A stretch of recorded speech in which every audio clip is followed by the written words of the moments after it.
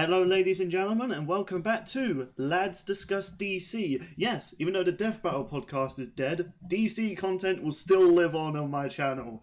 And with me, as always, is Zaber King. As long as we're not talking about a whole lot of New 52 movies, I'm okay with this. How you doing, everybody? And of course, as well as always, the battle mode, I'm not sure what to call you for battle mode. I guess the head animator and head of it, Duo Dreamer. Just call me the showrunner. Yes. I animate the show, but I'm also most of the showrunner. So, but yeah, hey guys, what's up? This is Duo Dreamer here. I'm glad to be here once again, talking about DC with these two folks here. These two folks. Yes. He was sounding super British when he said that. Well, technically, my family's from Jamaica, and that was actually a settlement from the UK. So there is some British in there, but so to be fair, we're like brothers. In a way, yes. Well, there's your Duo Dreamer fact of the day, people. So we're here to talk about, I know we're a bit late to this, DC Fandome, which came out as a bit of a surprise because obviously during the whole COVID-19 situation, a lot of Comic-Cons and events have been postponed or cancelled. So DC decided, you know what, we'll do our own live and it's free. Anyone can get on it.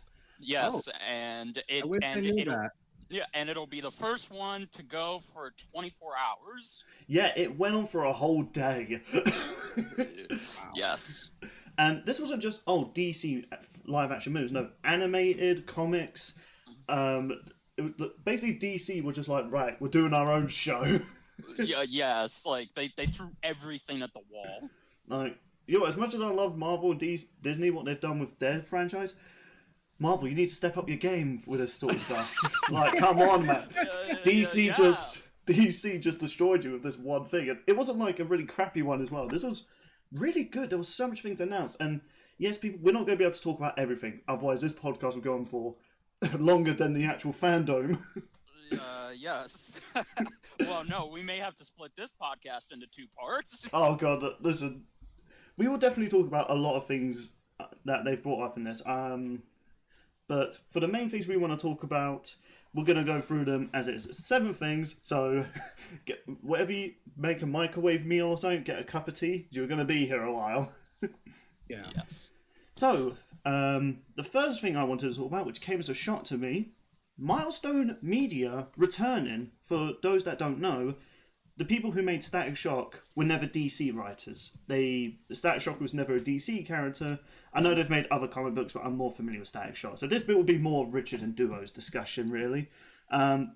Milestone Comics, though, or Media, did they go bankrupt, or did they just merge with DC?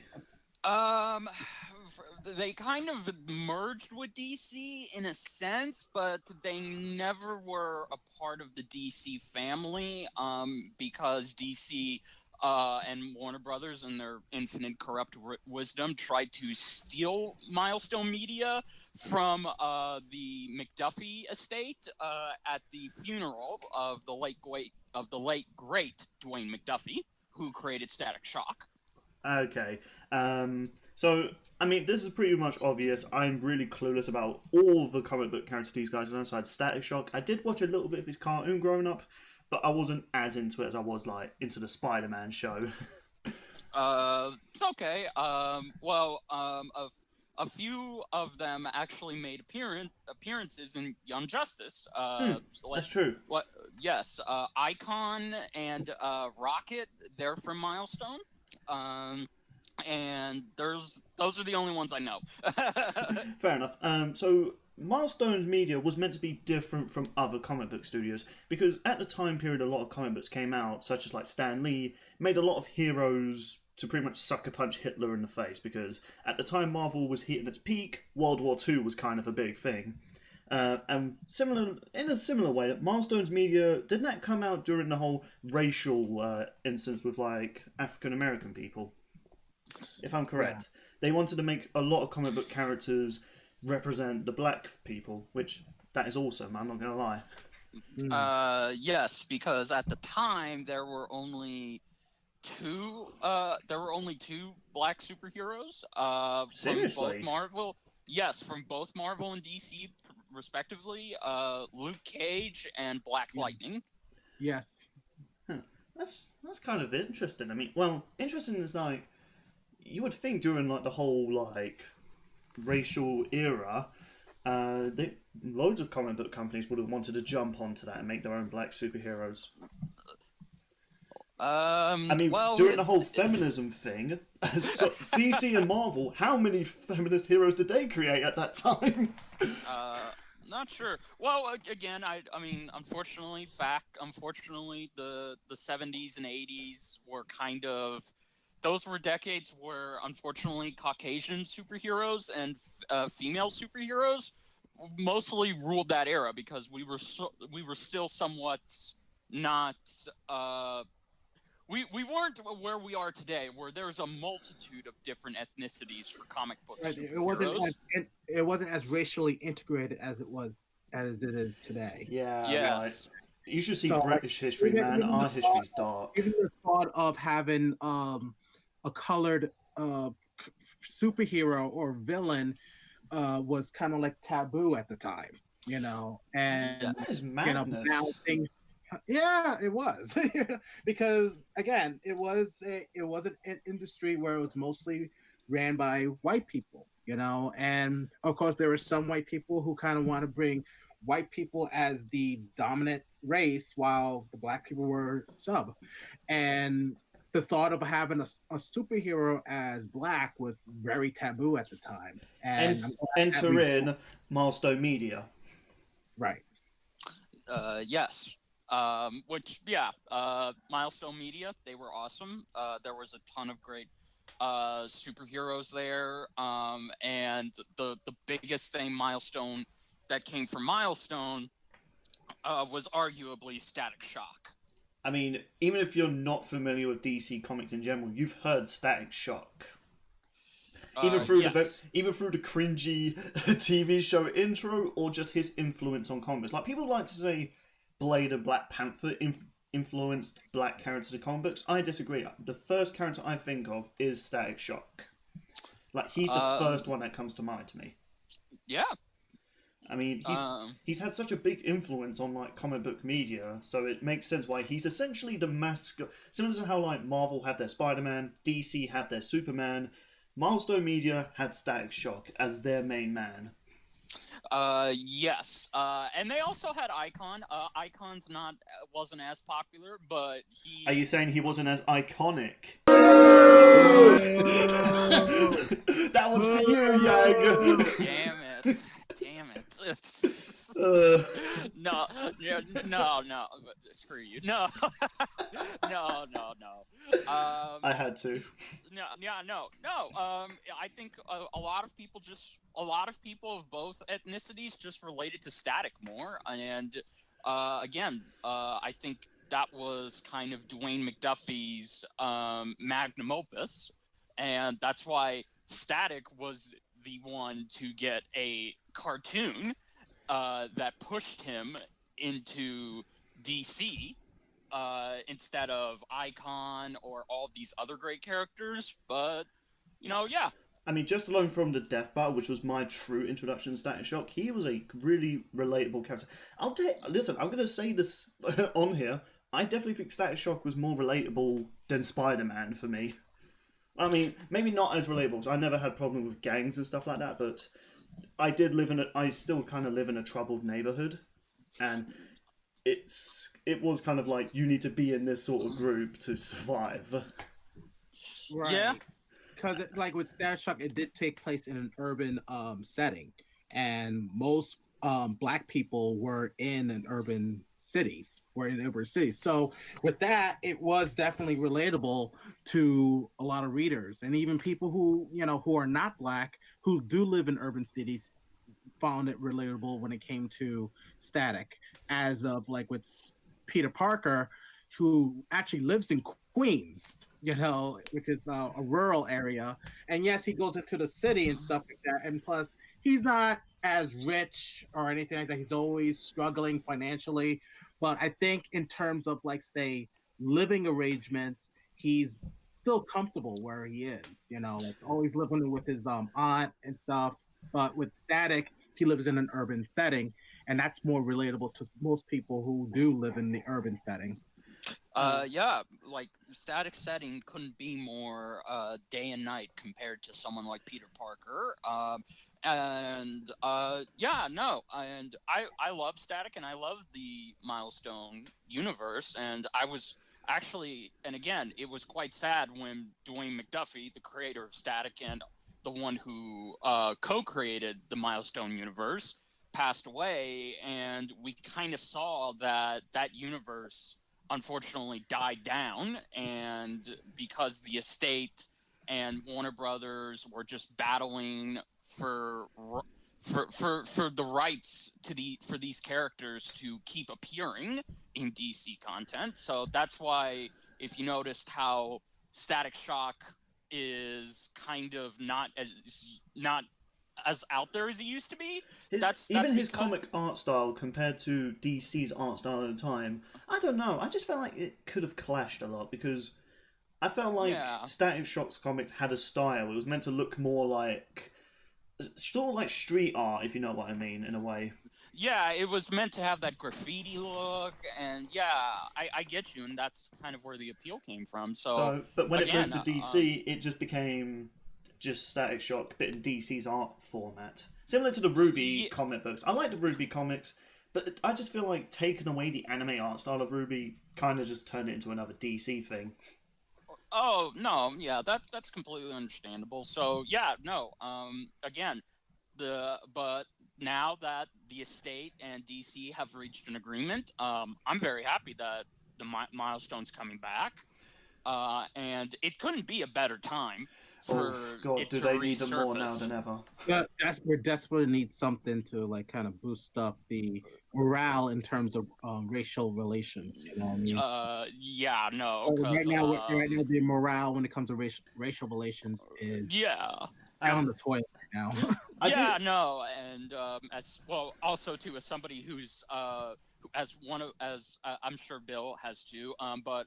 You know, I can tell you right now, DC's comic sales are just barely getting by. So I think them bringing back the Milestone universe, it's a great way to boost comic sales. And who knows, something big could come out of this. And the thing I do want to say is that, okay, now, I usually on my channel, I don't like to call out people. And I'm still not going to call out people, even though this particular group really boil my blood. People like to try and say there is no racial profiling as much as before. No, exactly. Like, listen, they're not really looking; they just choose to ignore it. Something Will Smith said: racism hasn't gone away; it's just been recorded. Right. It's still about, and the thing is, well, like, yes, we've had a lot more black heroes in media now. We've had Black Panther, of course, but I don't know if it's just me. I just find that name a bit. I don't know why. I don't know. On the nose? Yeah, to a lot of people it doesn't bother them, but I don't know. It's like calling a Caucasian hero like white Spider-Man. I don't know. It just makes me feel weird. Especially with the name Black Panther, it's associated with the group, the Black Panthers. So I understand where that's coming from. Yeah, maybe I'm just a bit too soft. I'm squidgy. Even though like. People can't say like Panthers aren't black. They are black, but I guess when people think of Black Panthers, some people think of the group, the Black Panthers, which were, in my opinion, they were radical with their messages and stuff, and very militant with their message. They use violence to try to get what they want rather than peaceful protests. So, But I get what you're saying. But for those people who are saying that there's not really a racial divide going on, there is. It's just that we have. I know you're safe from this particular leader that we have. Well, we have a leader who's equally as bad. Oh, okay. So, but when you have someone that is like making it very comfortable for people to come out with this, with their racism and stuff, it's very concerning. Yeah, and here's the thing about me, like I can't relate to a lot of like black people. Like whenever people do speak up about it, I can't say to them, "I know how you feel." I don't, because I'm Well, white and I've never been profiled before. Whereas yeah, I've seen more black people profiled just because, for some reason, it's like why? but here's the thing: we do have something in common. We're human beings. So if Same someone blood, said, just different like, skin. yeah, if someone says like, I understand how you feel, because we read history about other cultures who've been oppressed and downtrodden. You know what I mean? We talk about the Jews, we talk about the Irish and stuff like that. So you get an idea of like, yeah, I can see where you guys are coming from. You know what I mean? Even people who are homosexual. So when someone says, "Oh, what do you know?" and stuff like that, you're human. How can I stand idly by and watch another human being being oppressed? You know what I mean?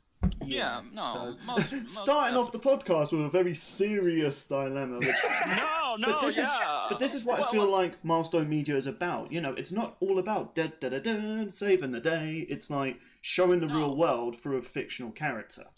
No, yeah, and again, I've called out I'm not afraid to call out Warner Brothers and DC for their crap all the time. You do it every clearly. DC podcast.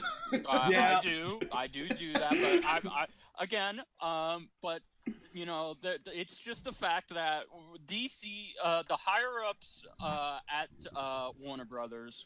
Are essentially a bunch of old or middle-aged white guys in suits who think that they know better and that they know what makes money. That's just it. They don't see. To some extent, they do know how to make money, given the fact their company's been as well received. But they look at things as dollar signs. That's really it. So I think, again, I don't think they're looking at this as a chance to really, push for this type of message that was obviously shown and told to us almost 2 decades ago.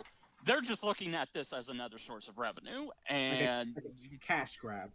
Yeah, exactly. And so, but I'm happy that I don't care. I mean, maybe it is, maybe it isn't, but I'm just happy that Milestone are back and we're going to see these characters again. And all I can hope for is that DC will respect and let the Dwayne McDuffie estate really have more creative control. Agreed, 100%.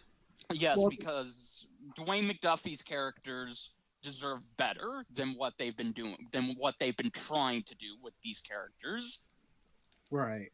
And the bottom line is that even though if WB is doing this to make a quick buck from it, at the same time, these characters from that type of a universe are getting exposure. Oh yeah. I mean, that to me, that's the most important thing. They're getting the exposure, but it's just as long as DC respects the legacy and the history of what this comic book company was all about. Yes. Yeah, and I mean, there's already talks about a Static Shock movie being talked about, and do you know what? I hope this isn't just another Miles Morales Spider-Verse movie. Don't get me wrong, I love Miles and I love the Spider-Verse movie, but I feel like with Static Shock, it can't just be another boy gets superpowers, he saves the day. I feel like it should tackle the very serious issues going on in the world, while also being a superhero movie. Yeah, no, absolutely. That's my final thoughts about. In your cartoon, Static Shock touched upon racism.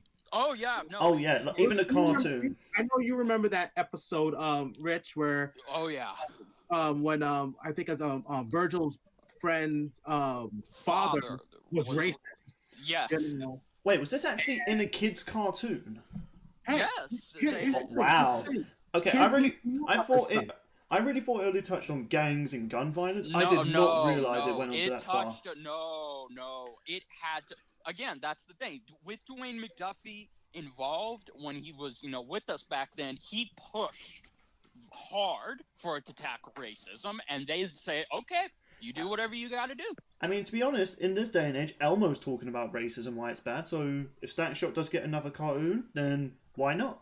It makes more sense for him to talk about it, to be honest. because it don't get me wrong, it's a touchy subject. Even I had to talk to my son about racism. Plus, my son is biracial, so it's something that I want to talk to him about. Like he's both black and white, and there's gonna be a time where like black community might not accept them, the white community may not accept them, and that's something I need to talk. And I also had a biracial brother, I have to so ask, is that what you call like a child, a biracial child, like, or just a person who is both white and black? just a person who has like both ethnicities. Do you know what we call them over here? What? We call them mixed race. Boring! Oh. Which, I'm not gonna lie, the way you describe it sounds more intelligent. My one just sounds like we got lazy and just said, just call them mixed race. Right. Yeah. Yeah, I hear that too. But in America, we try to be politically correct, and of course some people don't like political correctness, but I feel like the word biracial or multicultural or multiracial is very cultural. Than say like, oh, he's a mix.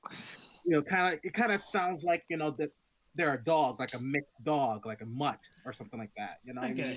Yeah.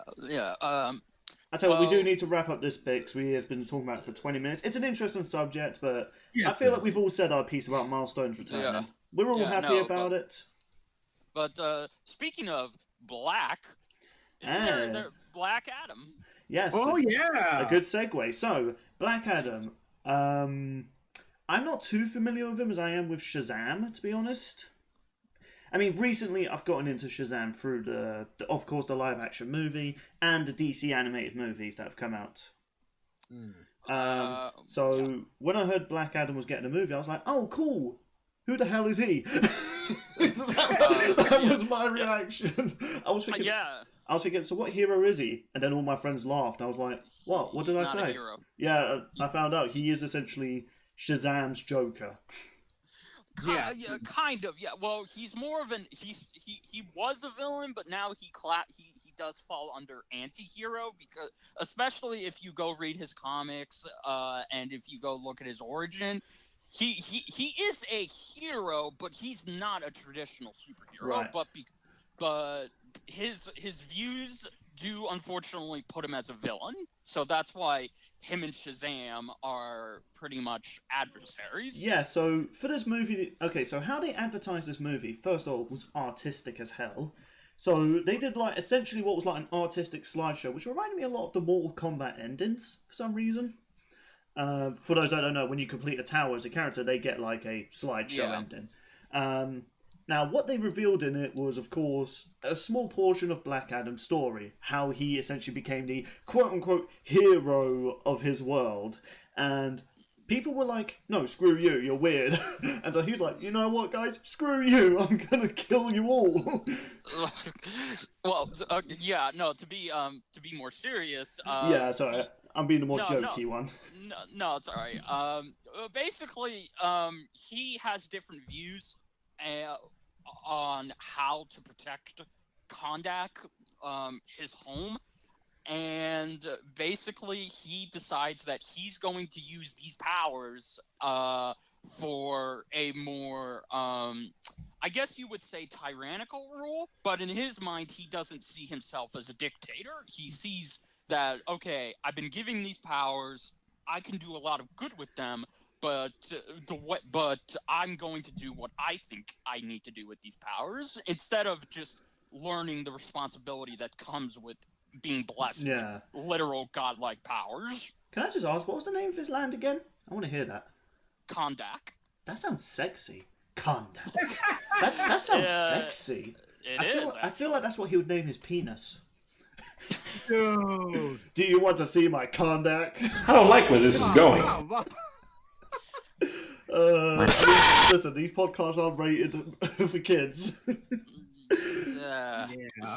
But joking aside, though, so from a look for these trailers, okay, if you don't know this already, Dwayne "The Rock" Johnson is playing as Black Adam. Now, at first, and I might sound weird saying this, I didn't think he was the right choice at first. And do you know why that is? Because he's too fucking nice. Yes, he's too adorable, man. What? Dwayne "The Rock" Johnson's adorable, man. Have you not seen his videos of his daughter? back in the 90s, back in the late 90s. Yeah, okay. Okay, Yeah, but listen, yes. have you not seen his videos where he's singing "You're Welcome" to his daughter? Oh my god, it was so Well, cute. no, I still remember yeah, how I know. big of a good heel he was. Okay, yes, you're right. He was he was a heel in wrestling in the '90s and early, but see, ever since the person he is now, I can't see him being being this evil dictator. Nah. I can see him pulling off more of the anti-hero side of this character than I can the villain side, because again, the dude is just generally the nicest person on the planet. Oh, and- absolutely. Some of my friends have met him, they've taken pictures of him, and he's... Yeah. First of all, I could not believe that a man that size lives on our world. He is huge. Yes. But again, I'm happy with this because he's been attached to this project since like I think 2008. Wow, There's really? a lot of rumors going around about him playing Black Adam, and I'm like waiting and waiting. I was like, when are we gonna see him play Black Adam? And they were talking about Shazam and stuff, and then we finally get Shazam, and I'm waiting for, okay, where's Black Adam? Like, where is he? Yes, and he's also going to be executive producing this, so he has a lot. He's a huge comic book fan, and he actually has said he loves Black Adam. He's very passionate about this character. And It's his kind of like the story, so- whole Ryan Reynolds with Deadpool scenario. Like, Yeah, he'll essentially. wait 2 decades just to play as this character. Or in this case, a decade, because That's what I mean. Like, that just no. shows how much he actually cares for his character. Because most actors, after like maybe 3 years, they're just like, you know what, guys, it's taken so long. I'm just gonna move on to other projects. No, Dwayne stuck with us for a long time. Yeah, because again, he was adamant. He was very adamant about playing this character. He wanted this film to come out. He wanted it to happen, and there were just so many delays in production. People couldn't agree on a script. They went through multiple directors. So I'm happy it's finally coming out. And I have no doubt that it's going to come out hopefully next year, because that's the other thing I like with The Rock. Whenever he's attached to a production, it usually goes by at a quick pace. One thing I also kind of like about Dwayne, like, this is what I was trying to also say as well, like, even though I think he was, at first I thought he was a bit too nice to play as this character, I have seen him in more serious roles, and when he wants to play as a serious character, he will play as a serious character. Yeah. Like, Yeah. to the point, it can be intimidating, like... Whoa, yeah. Well, no, see, he's intimidating in real life because, I mean, he ripped his fucking gate off of its hinges just to get where he needed to go. Holy crap, are you serious? Yes, because the code, the mechanism was fried, and he had to go to work, so he actually had to go and rip the damn thing off with his bare fucking hands and toss Okay, it. are we like it was certain Dwayne's a cardboard. human? Like, are we positive? No. And he's human in the sense that he's literally he's like a big buff Mr. Rogers. He's very nice. What buffness? Oh, that's a new one on me. Oh, that was Thank great. Well, another thing that we actually didn't get, he's been promoting this too, is that we're actually going to see the Justice Society be the main antagonist of this film. I was about to actually say that. So, for those that don't know, Hawkeye is going to be on there. Not to be confused. Hawkman, sorry. It's okay. Dr. Fate, I was like, whoa, you're bringing up Dr. Fate? Okay. And even Atom, like, is going to be in it. And who's the other one they mentioned? Well, no, Atom Smasher, not the Atom. Smasher. Oh, so it's not the same one that does the Atom things. Okay. Yeah, completely different guy. Well, it's similar powers, though. Kind of, yeah. I mean, but, he's more of a brawler than he is, a scientist. Fair enough. Who's the other person, though? There was, Hawkgirl? I think. I don't know. No, there was both the Hawk characters, and there was someone else. I'm trying to remember what their name was. Jay Garrick? That's it.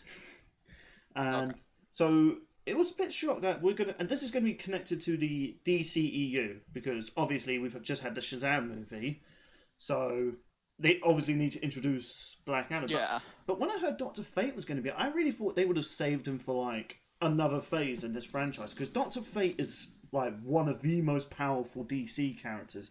Not on the level of Darkseid, or not. I might even be controversial. I don't think he's on the power of Superman, but Doctor Fate is a character that does not mess around. Like he doesn't care. He'll be a villain. He'll be a hero as long as it controls chaos. Like, Yeah. as long as it gets his job done, he doesn't care who he's fighting. Yeah. So, and we've had. Sorry, my parrot just went nuts. He's like, I want to be in the podcast too. No. So Doctor Fate, we've had him in live action, which was the Smallville TV show, and it wasn't a bad performance, but I didn't feel like we got the full scale of how powerful this character was. So I'm really hoping they could do Doctor Fate justice, because he's one of my favorite characters. Yeah. So yeah, that's essentially my final thoughts on Black Adam. Richard? I'm still looking forward to it. I think it'll be a great film. I'm happy that Dwayne Scott still has that same passion he had for this character that he did almost almost 13 years ago at this point right now.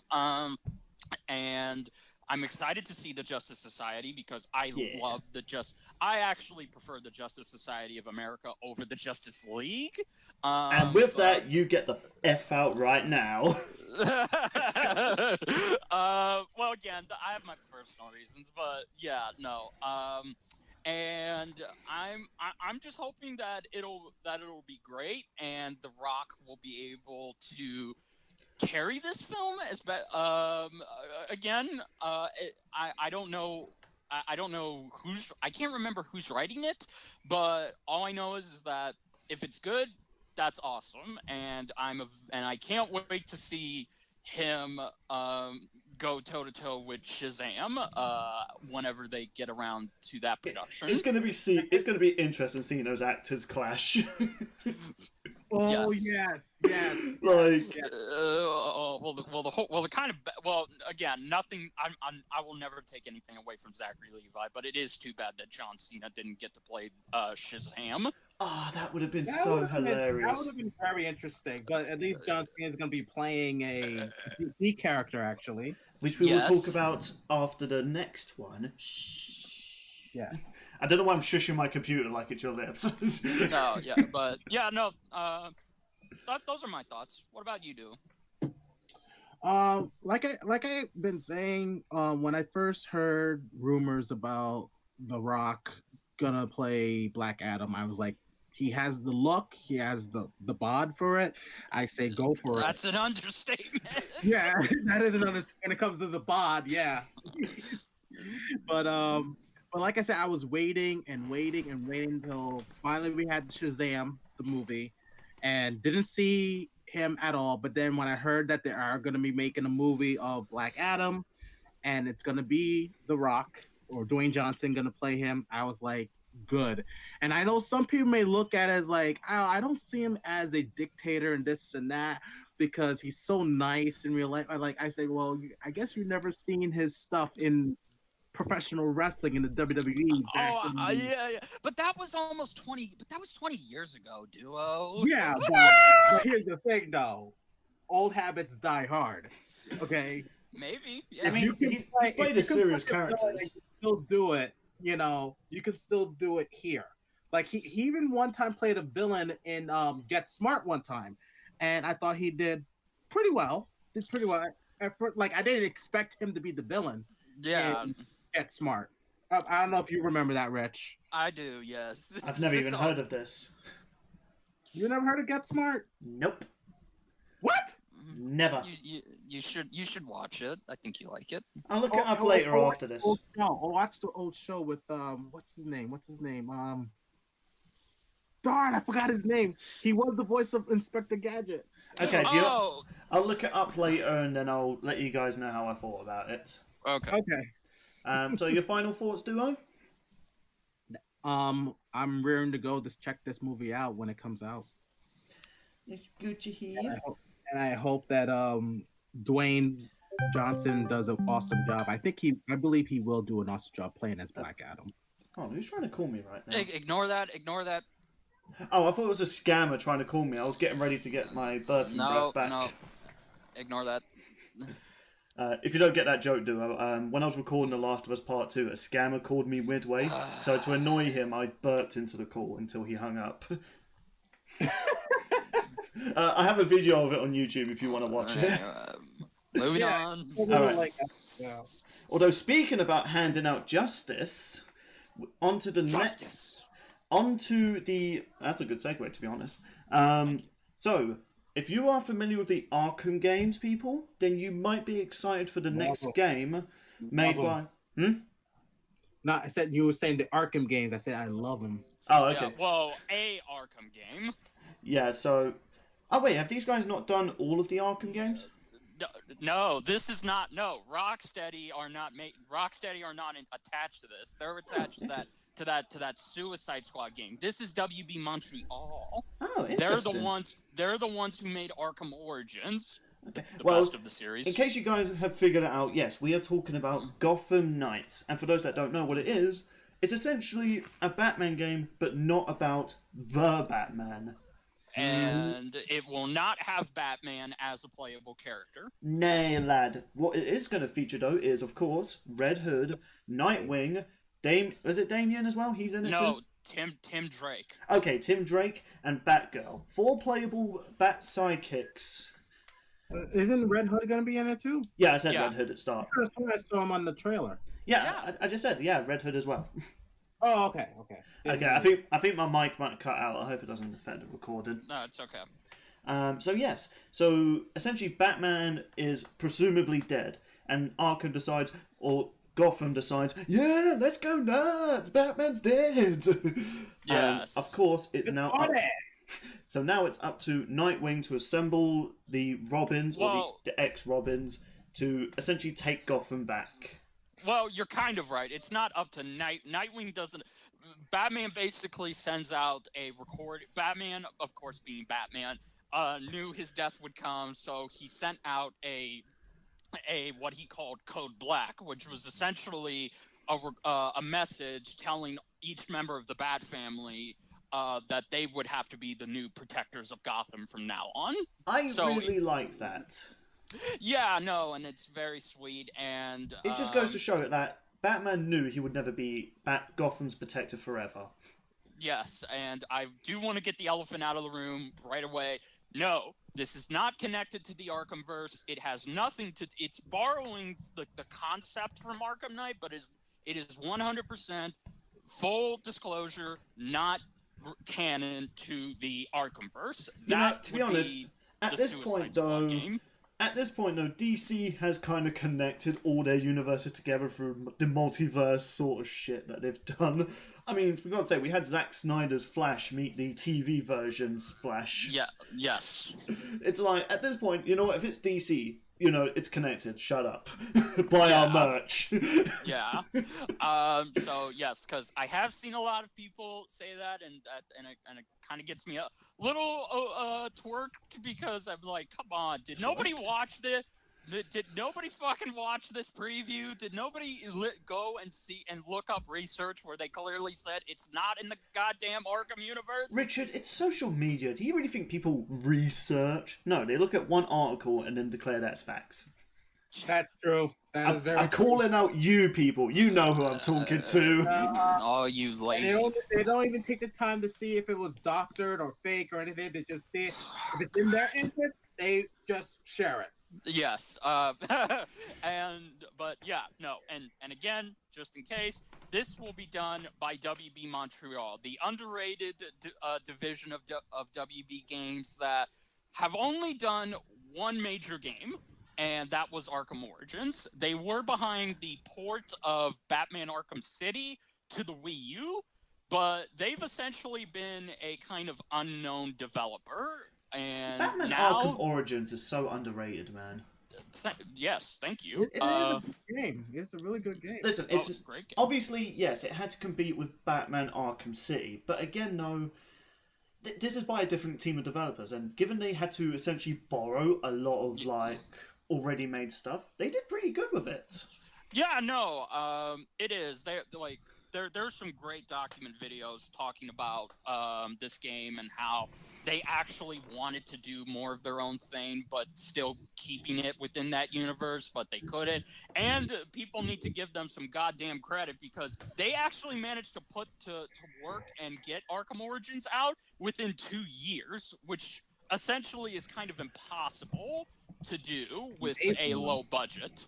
I mean, to be honest, I thought they did all of the Arkham games. So to find out that they actually borrowed assets just for Origins, I'm like, okay. That's why Arkham Origins hasn't got a HD release along with Arkham Asylum, Arkham City, and Arkham Knight. And I'm like, kind of like, they should have it with them. But then I realized, oh yeah, they were made by a different developer. So yeah. So an HD remake. Yeah. Yeah. Well, here's hoping that happens. But yeah. Well, actually, to be correct, Bill, 80% of most of the assets were reused, but they did develop all new assets. Oh yeah. I had an idea. They at least did some things, but of course they still had to essentially get like the designs of Batman and all sorts of things for this game. Or for that game. But anyway, before we go off track, so yes, Richard pretty much summed up what essentially is the story of the game. Now, I might sound very controversial to you guys, but I'm worried about this game. Why?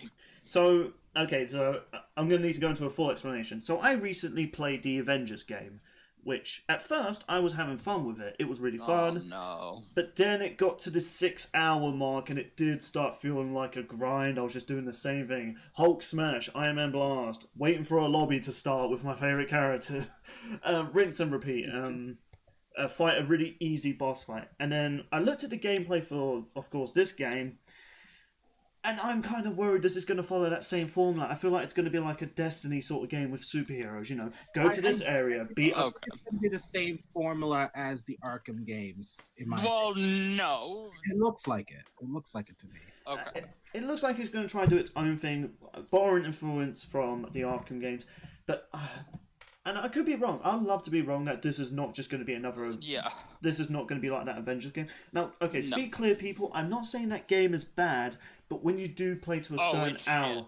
No, I had a chance to play the beta version, and right away I said, I don't think this is worth $60. I'm going to wait. I didn't pay $60 for it. My friend was generous. He gave it to me for 19 quid. Oh, well, you got lucky. But he gave me the Xbox One version and not the PS4, so I'm not getting Spider-Man. But anyway, to get back on track though, as much as I said that game's okay, when you do get to that certain hour mark, you just think to yourself, I could play a so much better superhero game than this. And this game has potential. I mean, for one, it's going to feature 4-player co-op online, so you could play with your friends to beat up criminals. That's what I wanted in the Arkham games, to be honest. I wanted a co-op mode. Yeah. So they're bringing that dream to life. Yeah, so you mind if I put your worries to rest then? What's that? Okay, so you have this is not going to be like that shitty Avengers game. This is going to somewhat be... This is going to be like a combination, again, just from the gameplay elements, it's going to kind of be like a combination of the Arkham combat, which Duo was right, but it's also going to borrow some elements from what I could see from Marvel Spider-Man. That's... Okay. And again, as you said, there's going to be 4-player co-op. And unlike that shitty Avengers game, this is going to be completely open world. Gotham will be a completely open world. You're going to have you're going to have vehicles like the Bat Cycle. You're going to you can actually play if you want to do the story as 2 of the same characters for co-op, you can. So essentially, you could have 2 Batgirls doing the story. You have multiple different ways of how you want to go about this game, and yeah, there will be some cosmetic upgrades, and I mean actual cosmetic. I'm looking at you, fucking Avengers.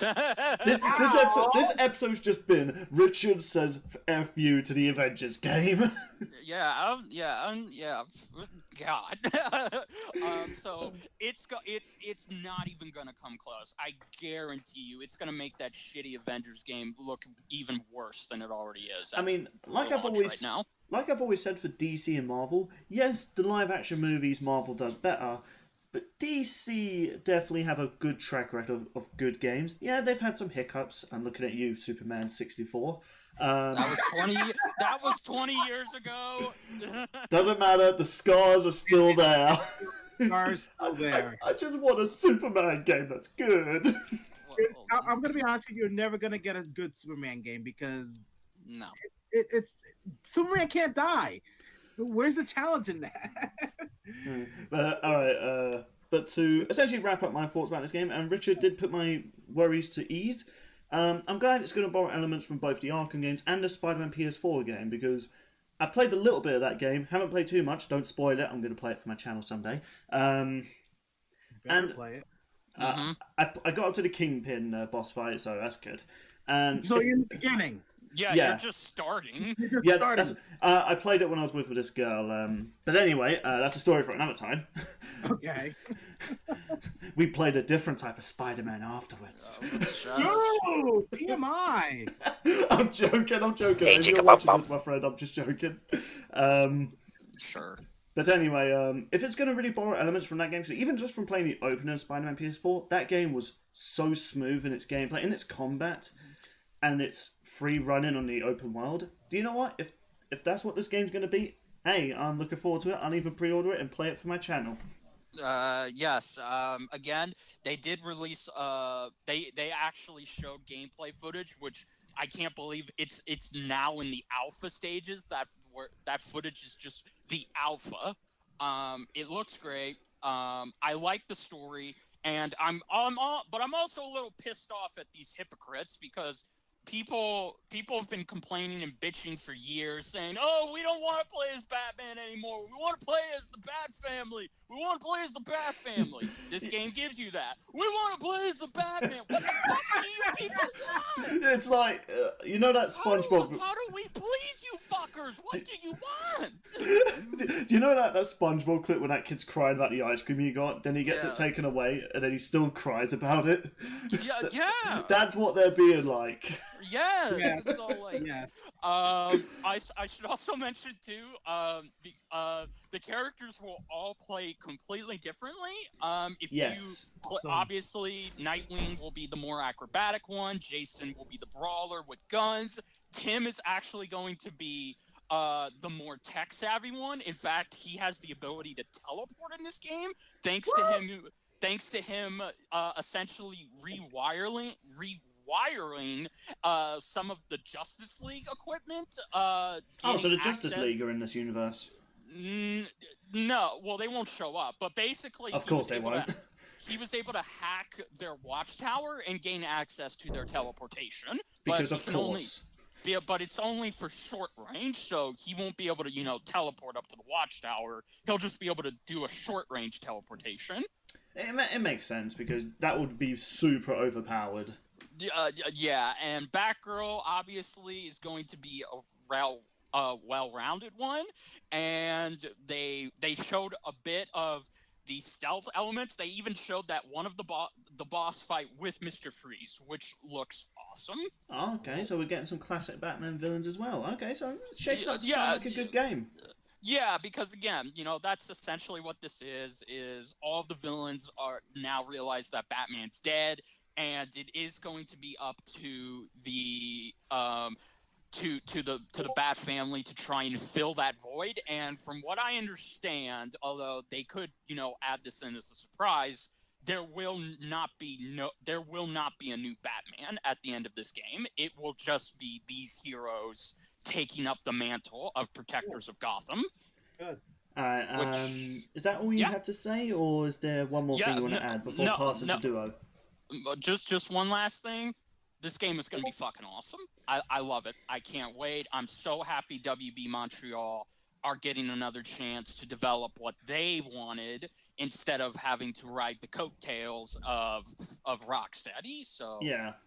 I can't wait for it, and I'm so glad they're back. Duo, what's your thoughts about the game? When I first heard about it, I was all for it. I thought it was gonna be like Arkham, but just, going by how Richard is describing it, I'm very intrigued. I don't know about the co-op thing because I'm more of a loner, and when it comes to video games, I don't really like to play online gaming as much, especially when it comes to co-op. If I'm playing with someone that's next to me, that's different. But I always have this thing. I've had bad experiences. Not that like saying, "Oh, I can't do this, I can't do that." It's just that sometimes they don't cooperate with you. Oh, No, I know yeah. that feeling all too well. Yeah. Yeah, So, no. while you guys were talking, I was checking out some of the gameplay, and I am very, very looking forward to this. Unfortunately, it's going to take me a while to play it because I'm hearing that it's going to be exclusive to PS5 and Xbox Series X. No need to fear. It will be coming out on the last gen consoles as well. So PS4? PS4, Xbox One, yes, yes. I think the only thing that'll be different is the graphics. Yes, obviously there's going to be a graphical difference, but again, what is going to be the difference though? Basically, the difference is with I don't want to get too much because I realize Bill likes to keep on a very strict schedule. But basically, the difference is that the graphics are going to be somewhat downplayed to 1080p. The loads will be a little, on the short side, but it won't be instant like on future consoles. And that's basically just it, because the PS5 and the Xbox Series X are going to be 4K compatible, and they're going to have little to no loading screens, and the gameplay is basically going to be even more better if you plan on getting a Series X or a PS5. Well, it's going to be like about 2 years when then those consoles come out. Cause I like, with me, I like to wait a little bit longer. Yeah. Well, they come out next year. Well, yeah. No, not next year. They come out at the end of this year. Yeah, the PS5 comes out in November. Yes, but so is the Xbox Series X. Right. So I'd rather wait like at least 2 years because okay. You never know if there's gonna be Yeah. just remember what happened with Xbox 360 with the Red Ring of Death. Yeah. Yeah. So I lost so much data those days. I know. So no need to worry if you're like Duo, and if you're like me, and I assume you too, Bill. Then it will be available for the last gen consoles. Okay, that's good. That's Yes. good. And I don't mind about as long as the gameplay is there. Now, if they say there's some exclusive stuff to PS5 and stuff, Looking at you, Avengers. Oh, do you want to play as your favorite web slinger? Buy the PS5 version. Fuck you. They don't even give us an Xbox exclusive hero. Just, nope, you get nothing. Pretty much. Well, that's how the console wars were. The console wars should be over, man. Sony, stop being a bitch face. That's still going on. As long as we have Nintendo and Xbox and PlayStation, it's never going to go away. Oh, and the Stadia. The Google Stadia is definitely going to win this console war. What? Yes, I mean, do you not see how good it is with all these games you probably already own? Do you not want to play Red Dead 2 on the Google console? Why play it on the PS5? Anyway. But yeah, do you have any final say about the game? Just the fact that I'm looking forward to playing it. On the Google Stadia? No way. PlayStation 4 for now, but like I said, it has a lot of promise. I just hope they don't force you to do co-op because some games are like that. No, it won't force you. Thank God. I do like it. Maybe if they have for the multiplayer section, maybe have missions designed for multiplayer mode. But if there's a story mode, it's to do this, you need another player. I'm gonna be like, why? You saying I'm not good enough? Yeah. Anyway. So, but moving on from one superhero team to a sort of superhero team. That's kind of a stretch. Well, they're a superhero team where if they don't be superheroes, they die. Well, they're anti-heroes. Close Yeah. enough. So yes, what Richard actually said. I can't remember if we recorded it or if this was before we recorded. Yeah, before we recorded. DC are going to be making a Suicide Squad, essentially reboot, which I thought was going to be a sequel right after the previous one. No, this is a straight up reboot, so that's going to be interesting. It's going to feature some of the cast of the first Suicide Squad live action movie, as well as some new faces. Shark King, I was really happy to see he's getting in this. Yes. After watching Harley Quinn, he's my favourite character. Oh, yeah, same. And he's going to be played and portrayed by two different actors. One on-set actor, which, by the way, if you look up the on-set costume, it looks pretty good. And they're not just using CGI; they're using practical effects for him. That's great. Yes, and he'll be dubbed over by another actor. Yes. As long as he says, "I like pooping in the toilet," I'll be happy. I don't think he will. No, he won't say that. I bet people won't get that unless they watch the Harley Quinn show, which you should definitely do. It's a good show. Great show. I haven't seen second season. Don't spoil it for me, please. No spoilers. Yes. So this is going to feature a big cast for the Suicide Squad. Yes, around, if you're not counting Amanda Waller, there's going to be 10 members of the Suicide Squad. Holy crap. Yes, so. And just from the trailers alone, it looks like it's going to be an over-the-top, cool action movie. Well, that's James Gunn, because again, first and foremost, this is going to be a James Gunn movie. It's a James Gunn production, and they just said, James, do whatever you want to do. I mean, James Gunn, when he's given free range, he can make some really fun stuff. I mean, maybe when you don't look at the Scooby-Doo movies. We don't talk about the Scooby-Doo movies. Yeah. He's definitely learned his lessons from them. Yes, and also too, I should note, because I know most of these people that we either won't remember the names for, most of this movie is going to be a tribute to the 70s era of the Suicide Squad. So some of the 70s era members are showing up in this movie. Which is great. Yeah. I mean, if you're going to do a DC cinematic universe, why not bring in, characters who aren't as well known and put them in the spotlight? Yes, which one of them, I've been waiting, I'm not kidding, I'm about to make a controversial statement right now. I've been waiting all of my life to see one particular D-list villain, my favorite D-list villain, in something in live action, and James Gunn has finally heard my prayers, and that is, we're going to have the motherfucking Polka Dot Man in this fucking movie. Boring! The Polka Dot Man. And my God. His suit will have powers, so that is cool. And he's going to be played by the actor who played one of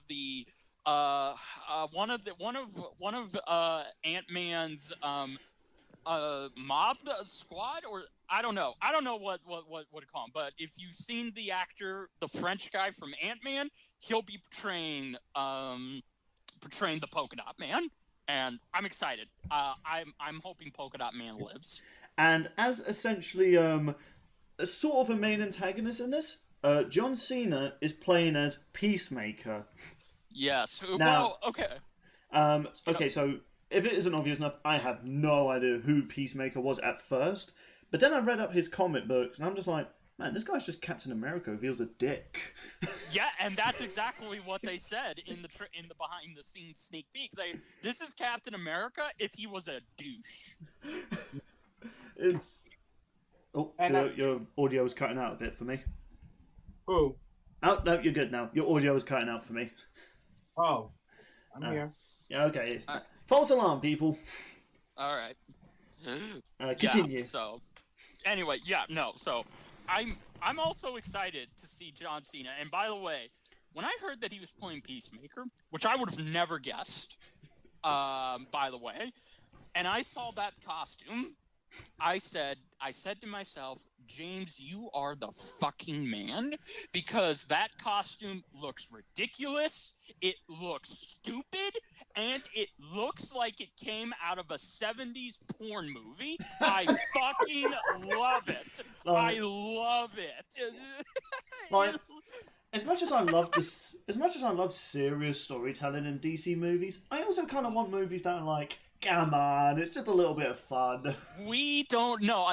Yes, like I love DC movies that just say, raise their hands. We don't give a fuck. We're embracing this. Like, listen, I'm like one of those people like, okay, I also like watching very serious movies, but I also kind of just like to watch a movie that's stupid but fun at the same time. Yes. This movie's going over the top with its action, and it's not going to be for kids. This film is going to be violent. Yeah, no. And of course, it's like Bill said, some of the original members will be here, although since this is going to be a 70s era piece, it does make me now wonder. It's all like, okay, so does that mean how old are these guys? Are some of the newer members? Because Harley Quinn will be returning. Joel Kinnaman's character, Colonel Rick Flag, will be returning. Captain Boomerang, our man Boomerang. I'm so happy they got Jai back. I feel like his portrayal is an underrated one. He's funny. It really is. And last but not least, we have Viola Davis returning as the bitch Amanda Waller. Waller! Waller! Don't, to quote Amanda Waller, no one screws with the wall. Yep. Oh, God. She is I do love her character. Like, she's kind of that sort of person who kind of has the right to be snippy with you and very in your face, because if you mess with her, you're dead. Yeah, no. Doesn't matter who you are, you're dead if you try and think you can mess with her. Yeah, no. I mean, she even says to Batman, like, yeah, you better be careful, Bruce. It's like, listen, she knows who you are, man. Do not mess with her. Yeah, no. I'm excited for this movie. I'm very happy that James managed to get it done before and wrapped up before COVID happened, and it will be coming out next year. Whoop whoop. Yes, and also too, since we brought up Peacemaker, just because James said "fuck it," I'm trapped in my house and I need something to do. We're going to get a Peacemaker series on HBO Max with John Cena's character. Yeah, I heard about that spin-off. John Cena's going to reprise that role, and yeah, so we don't know. Is it going to be a prequel to the movie or a sequel? Because you got to remember, and this is the one thing we always like to keep in mind. It's in the fucking name. We don't know which of the members of the squad will live or die. Well, aside from Harley Quinn, Captain Boomerang, and Colonel Rick Flag. I think no one is safe. No one. Well, oh come on, Duo. Do you really think they're gonna kill off Harley Quinn? No, she is. I think next to Superman and Batman, Harley Quinn is DC's other big moneymaker. Yeah. Excluding her recent movie. No, you never know. I mean, she was killed off in that one movie that you hate the most, Rich. That doesn't really. Okay, yes, but that doesn't really matter. I don't think they're gonna. I'm making reference to Justice League Dark Apocalypse, where she actually got killed off. It wasn't on screen, Duo. She was still killed off. I don't care. But yeah, no. Rip Harley. I'm excited for this movie. It looks fun. It looks like James Gunn. It's what the original Suicide Squad tried to be in its reshoots and marketing, but it failed because it didn't have James Gunn. I think okay, I know we're talking about the other Suicide Squad movie. I don't hate that movie. I can watch it. Me neither. I can watch it and enjoy it, but the problem is, and I know this is the whole DC joke, but it was too dark, both literally and figuratively. Like I could barely see in the movie. Like, it's set at night, and most of the fight had shaky cams, and mixed in with the dark things, it was like, oh come on, I want to see what's going on at least. Yeah, no. And it tried to be so serious. It's like, come on, it's the Suicide Squad. Have fun. Yeah, well, no, I mean, at first it tried to be serious, but then when they saw that when they saw just Batman v Superman, they're like, okay, people don't want to see dark shit. They want to see light shit. We gotta go ahead. We gotta rush. We gotta do reshoots. We gotta do a whole new marketing. You know, use Bohemian Rhapsody. We gotta make it look like a James Gunn movie. And, okay, to be fair, the movie had its moments. You know, Will Smith being a smart ass to the contract guy that was charming, and that's how I'd see Deadshot. Jai Courtney as Captain Boomerang was the saving grace of that film. He was hilarious. Even to the point when the guy was punched a woman. I think my favourite part for him was like, okay, you guys can go. And he didn't have a second thought. He was like, look, I'm getting out of here if I can. It's like, I'm a bad guy. I'm not doing this for heroics. I'm fucking out of here. And he was a brony. He was a brony. He gets mad respect in my book. Like I said, the Suicide Squad movie had its moments, but I definitely think this one's looking to be more fun. Oh yeah, most definitely. If the story's stupid and it's poorly written, it still looks like it's going to be a funny movie. Well, again, to be fair, it looks like, again, James Gunn really is. This is going to be a 70s style film, and 70s movies were not about the plot. They were just that is true. They were more about the spectacle, the action, the porn. They were about all. Yeah. Wait, what was that last bit? Never mind. So if this movie manages to capture that, but with the Suicide Squad, I think this is gonna be with all intents and purposes, and I think James Gunn. I'll believe James Gunn. I think this will be his best film This will be the best film he's ever made in his career. Now, quick question: will this have like a grindhouse feel too? It looks like it is going to have a grindhouse style to it. Yes. Awesome. Yes. I've said my piece about the movie. It looks like it's going to be fun. Richard, I'm assuming you said your piece. I did say my piece. So, do you have any final things to say before we move on to another movie? Well, I thought, when I first heard The Suicide Squad, I thought it was going to be a sequel to Suicide Squad. And it turns out that I was wrong based on what Richard had to say. It's going to be a soft reboot, which is very interesting that they having a reboot so close together with the first Suicide Squad movie, and it was kind of weird to have that. So I wasn't sure if it's going to be just like the Joker, which is a different take on the Suicide Squad or something like that, but still using the same actors. But I haven't seen the first Suicide Squad yet. I've seen a little bit of it, and it still looks fun to watch. And I'm looking forward to see this one too when I get the opportunity. Yeah, no. And also, to be fair, with it, it'll be next year will be the 6th-year anniversary of the first Suicide Squad film. So I think the timing is perfect for this movie to come out. Did it really come out that long ago? Yeah, it came out August of 2016. I feel old. I do too. Man, maybe I need to start yelling at the kids to get off my yacht. I'm just gonna look out my window tomorrow. You get off my goddamn property! But Bill, we've been talking about how stuff looked, how movies are too serious and too dark. Mm-hmm. But that's not the case. But that can be a little off-putting with some DC stuff. But I think we can all agree it fits one particular character to a T. Oh yeah.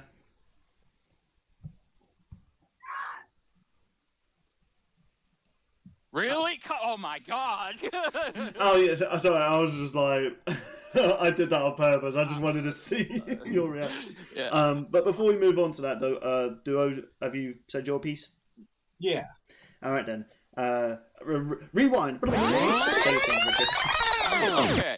Well, we've been talking about some light stuff, and we talked about how the original Suicide Squad was too dark, both literally and figuratively.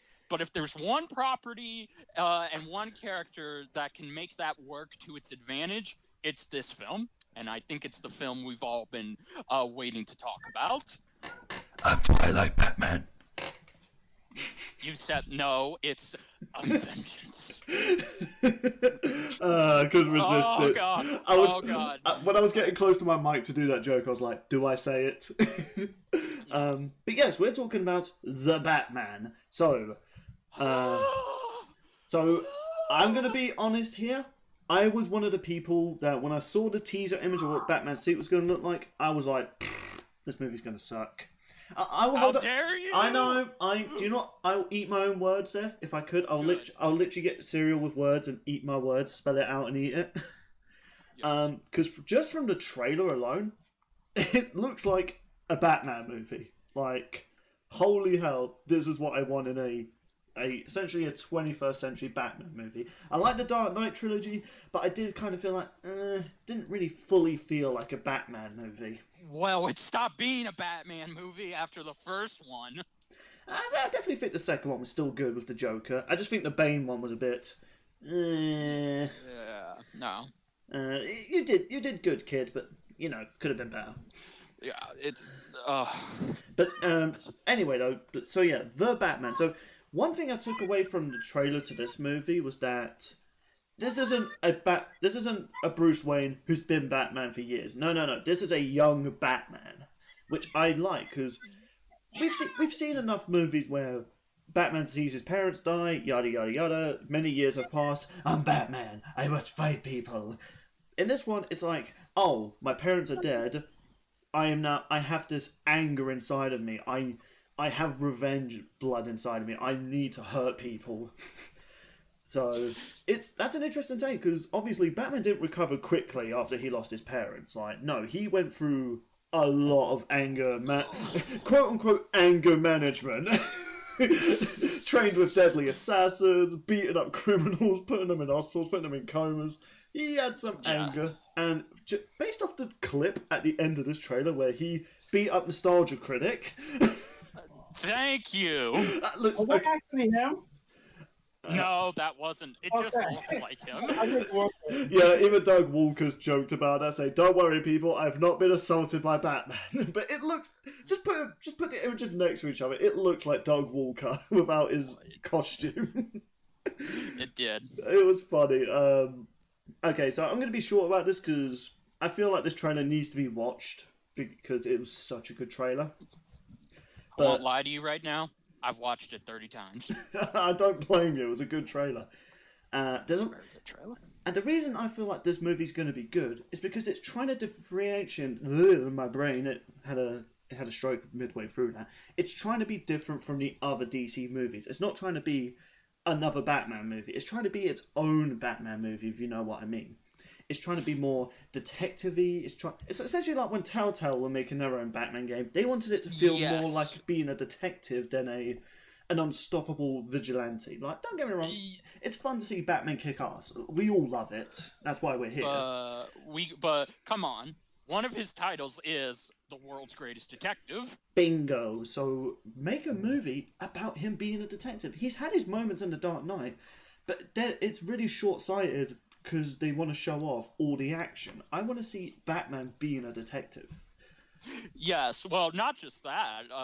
You want to see him being pushed mentally as a detective. Like, you want him to encounter somebody.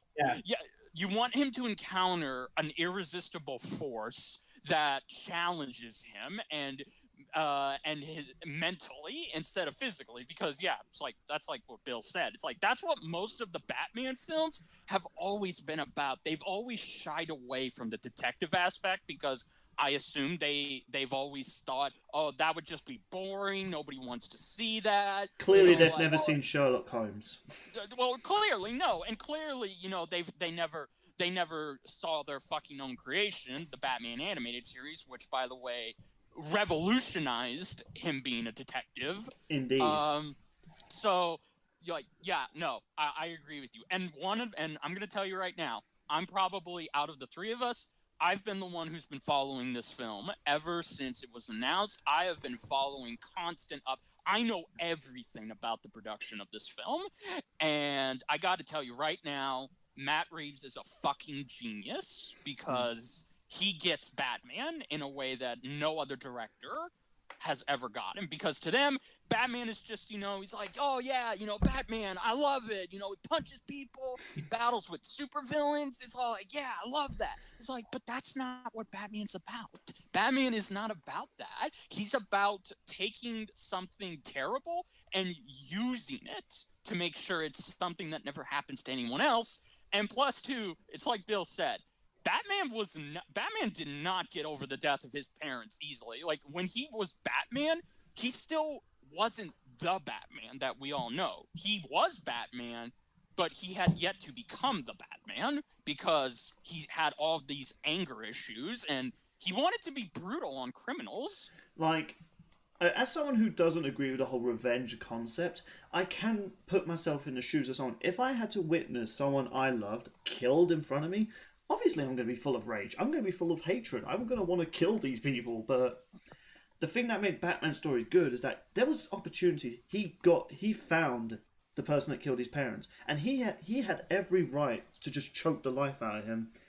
But no, he just put him away because it was the thing he knew was the right thing to do. He did not want to become the very same people that killed his parents, because what would that have done? It just would have made him another monster.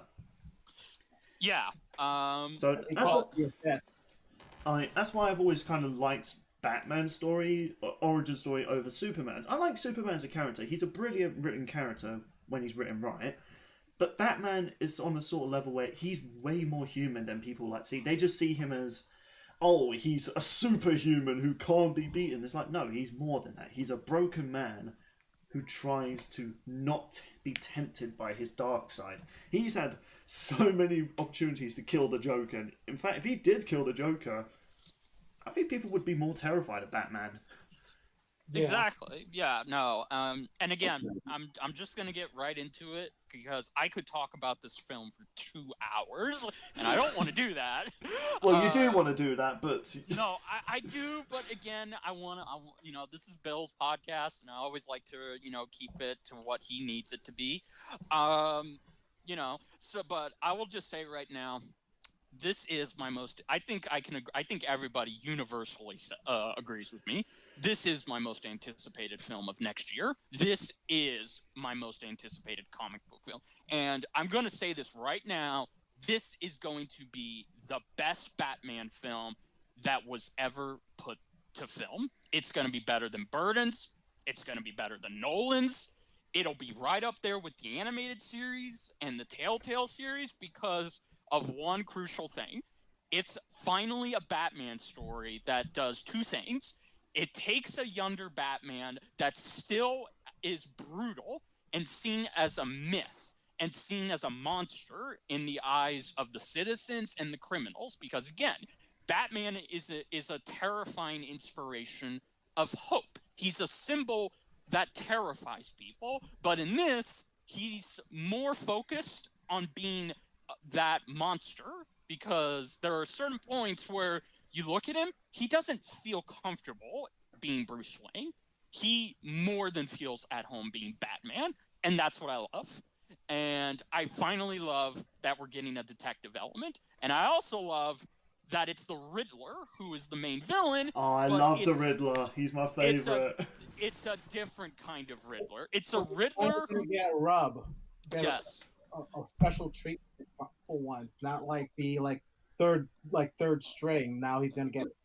Yeah, you're right. Yeah, we're both thinking on the same wavelengths. He's going to get his hands dirty. He's going to show, like, the whole thing of the trailer is, if you're justice, please do not lie. What is the price for your blind eye? And him exposing the corruption of Gotham City and showing that Gotham is full of liars, cheaters, and corrupt bastards. And I love that he's going to challenge Batman in a way that Batman hasn't been challenged before in his 2 years of being Batman. And that's good. And as much as I want to talk about the Riddler, we are coming up to the 20 minutes of this one, so let's wrap this bit up, Richard. I know you want to talk about it for a longer time. I know. It's okay, but yeah, no. I've said my piece. I've said everything I can about it. this is going to be the best film of 2021, hands down. And I think Matt Reeves has hit gold. And I'm so happy that this film is still going, by the way. And it's so awesome that with 25% done, that's what a trailer can do. So, like, holy shit.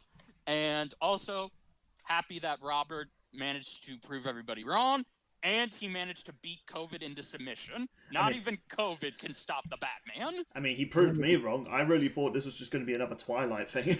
Like, no. But no. the moment he beat up that criminal, I feel like that was him beating up my false statements. Yeah, no. I would highly recommend you go check out some of his films. You will see the full range he has. He's arguably one of the greatest actors of this generation.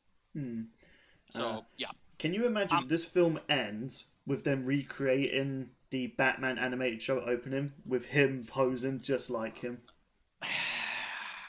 If the my film heart already... Look, I already had an erection and my heart already jumped out of its chest when I saw this trailer live.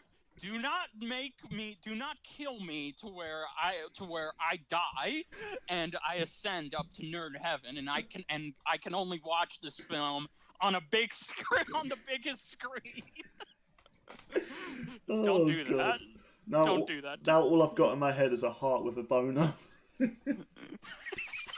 Why have you painted this image into my brain? You're welcome. I'm gonna see that in my dreams. I'm sorry.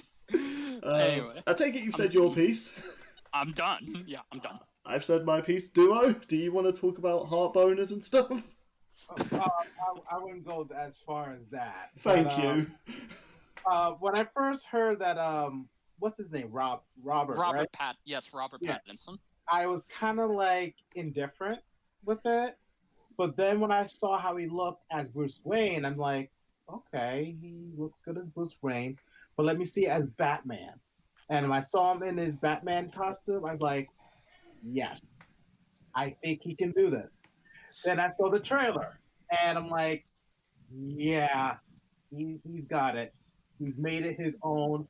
I didn't see a bit of other actors who played Batman in his performance so far, and that's a good thing. So I'm glad that he's making it his own in this point so far. But as always, you can't really judge a movie by just the trailer itself. You have to wait till the movie comes out. It looks good. It looks good. I'm looking forward to see what the movie is going to be. You know what I mean? I'm glad to hear that they're going to put some detective elements into this one. And yes, with the Dark Knight series, there were some detective moments and stuff and gadgets and stuff. I'm glad they did that with that one. But with this one, I hope we get to see a little bit more. And yes, of course, seeing some ass kicking. You know what I mean? Have a good balance. But hardcore Batman fans want to see him use deductive reasoning and being pushed and challenged to solve a case, Yeah, and Matt Reeves has done that. And again, I'm in love with this film. I want to date this film. I want to fuck this film. I want to marry this film. I'm telling Jessica. That's okay. She still comes first. She might be into a threesome with the film. Hey, chicka bum bum. I did not like the sound of that. I really thought I was the one that said the most filthy thing on this podcast. Well, again, that's what this film is. That's what this trailer. That's what following this film, seeing this trailer. That's what it's done to me. It's brought out a whole new. It's brought out a confident Batman side of me that I've never had before. Jesus, and I thought I was already friends with the kinkiest person alive, and that was Yang the Insane. Oh God! Trust me, the story she's told me she's done with her girlfriend scare me. Let's just say if you don't know, she does a verse show. She said she did a recreation of an alternate ending to Blake versus Tex, and it scares me. Oh God. Anyway. Yeah, I'm friends with weird people. Yeah, I know. Well, speaking of a Batman. Good segue. So, do it. Have you said your piece? Yeah, I'm good. Right then, so with that said, let's speed on over into the next one. So, we've kind of already talked about this sort of subject at the start of this series, but now we're essentially talking about it again. We are getting a live-action movie of The Flashpoint. About fucking time, Jesus! It only took them 3 years to get going. There's been a lot of controversy around this movie because after the Justice League movie, there was a lot of debate whether that actor was going to still play as Flash. There was so much... I hate to sound like him. There was so much fake news. It was unbelievable. There was... boo! There was just so much misinformation. They were saying this would be rebooting the entire movie franchise. This would be Ben Affleck's final movie. This will be... what's the name of the actor who plays as Flash? Something? Ezra Miller. This will be Ezra Miller's final movie. He had to eventually come out and say, "People, this is bull crap. This is all lies. The movie's still in a work in progress." But then somehow it went through a total. It went through more writers and directors than you can shake a whiskey at. Like, it is crazy how many writers and directors that went through this movie. Like, some wanted to even make it a dark film. I mean, the Flashpoint was kind of dark. Yeah, but they wanted to go darker. Fair enough. So the thing that really shocked me, I didn't really think this film would have been worth talking about, but then I saw the DC fandom and similar to what they've done with the Dwayne "The Rock" Johnson's Black Adam, they showed off essentially images of what the next Flash movie is. Well, I guess this is going to be Flash's first ever movie on the big screen. Yes, but it'll be his third appearance in this universe, because he did appear in Batman v Superman. He appeared in Justice League, and now he's getting his own movie. Oh, he was also in Suicide Squad, actually. So it'll be his fourth. Yeah. So this will be his fourth appearance. I'm sorry. But what also really spikes me as interesting, Michael Keaton is returning as Batman. It's like, what? Is it gonna be Flashpoint Batman? No. Okay, this is gonna be the Batman from the Tim Burton one. Yes. Yeah. Okay, so I should probably address this right now. This movie is not going to be an adaptation of the Flashpoint comic. No, there's going to be some differences. It's going to be real. It's going to be essentially a film version of Crisis on Infinite Earth, which the TV universe already did, but this one's going to take it up to a whole nother level. So I guess you could kind of say it's going to kind of be like this universe's version of Civil War, like when Marvel did their own, like, they announced the Civil War, the biggest comic in Marvel history, but it was kind of like, but it's not going to be as dark as that one. Kind of, yeah, you could say that. There's going to be some noticeable differences. Again, Michael Keaton's coming back as Batman. Flashpoint Batman will be completely gone from this film. So gone will be the Flashpoint Batman. Gone will be the war between Aquaman and all of the shitty stuff that I hated about the Flashpoint comic and animated film. Gone, and I'm so fucking happy. To be fair, though, there was one thing about it that made me sad, because they were thinking about getting the actor who played as Negan in The Walking Dead as Flashpoint Batman. I know. He is perfect. He is so good. Jeffrey. Batman. Jeffrey D. Morgan really wanted to play Bat. They even had a concept art of his suit ready to go and everything. But again, this movie was all like, the director, it was all like, nah, we ain't doing that. We're gonna do something fun and completely different. I do hope they at least keep him in mind for future projects. I will still like to see this version of Batman on the big screen. Even if he's not part of this universe, they should definitely do a spin-off. Yes. But, hey, there are some good things to Michael Keaton's Batman coming back. Oh, yeah, I love the Tim Burton Batman movies. Yeah, they're great. Same here. We're actually going to see him, because one of the images that they showed off, we're going to actually see Michael Keaton put on that costume for the first time since Batman Returns. Oh, yeah. And we're going... Yes. Yes, it's going to look. the costume that he's wearing in the image is more or less the same one he wore in Batman 1989. But it looks like it's gonna be a different suit. The materials will be different to where I think he will be able to move around without any restrictions. But they are gonna have to try and keep it close to the original latex suit from the Tim Burton movie. Because I heard he had some problems with it, because of how heavy it is, when Yeah. I heard it was about 90 pounds. Oh wow, Yeah, he's got the freaking yeah. Piccolo Batman suit. Well, yeah, I know, yeah. And there were rumors that he actually wasn't. He was barely in the Batman Returns suit when they started filming Batman Returns. So I don't know, but anyway, the other cool thing about Michael Keaton coming back is he's actually going to be. I can't believe I'm saying this. He's actually gonna be the new Batman for the DCEU. So Ben Affleck's gone. Yep, This will be Ben But Affleck's he renewed his last contracts. time. He renewed his contracts, though. No. Okay, so Ben Affleck is coming back one more time for Flashpoint, but he's not sticking around as Batman. I liked his Batman portrayal. Maybe not when he was killing people. I did too. Yeah, but he pretty much agreed he would come back just for this film, and he also wanted something very special done in the script. So, it'll be his last one. And Michael Keaton Batman will essentially be the new Batman for this universe, and he's gonna kind of be like the Nick Fury of the DCE universe. Yeah, do you know what? I have no issue with that, actually.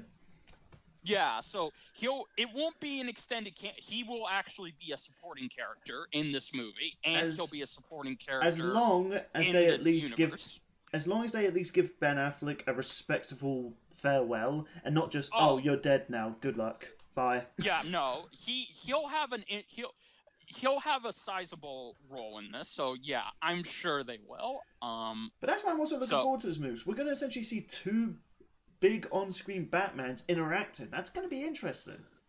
Well, we're going to potentially actually see three. Ooh, because there are talks right now. Nothing's confirmed, nothing's been said, but there are talks for Christian Bale to reprise his role as Batman for this movie. I said the same thing. But he'll only do it... Forget the Batman movie. This is going to be the best movie ever. Yeah, well, I don't think so. But we'll see. Anyway, but he'll only do it if Christopher Nolan gives his blessing. So it's all going to depend on Nolan. Come on, Nolan. I'll do to you what I plan to do to Mickey to get that Avengers TV show back. Which you'll understand if you saw the first episode, people. No. So, I really need a censor bar. There's even talks of getting again, this movie's gonna have multiple DC characters show up. Like, there's even talks of getting George Clooney to come back as his Batman. No. Oh, come on. I take it Duo does not like him.